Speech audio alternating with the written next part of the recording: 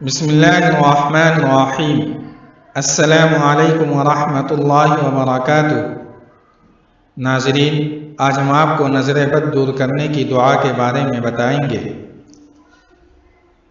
نبی کریم صلی اللہ علیہ وسلم حضرت حسن و حسین کے لیے ان کلمات کے ذریعے حفاظت اور پناہ مانگا کرتے تھے اور فرماتے تھے کہ تمہارے باپ حضرت ابراہیم علیہ السلام اپنے دونوں بیٹے حضرت اسماعیل و اسحاق علیہ السلام کے لیے ان کلمات کے ذریعے حفاظت اور پناہ مانگا کرتے تھے۔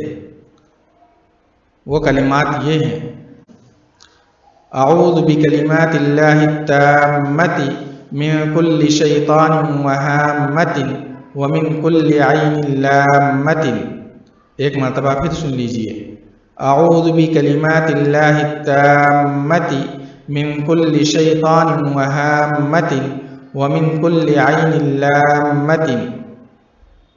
ترجمہ: میں پناہ لیتا ہوں اللہ کے پورے کلمات کی، ہر شیطان سے اور ہر زہریلے جانور کی برائی سے اور ہر نظر لگانے والی آنکھ سے۔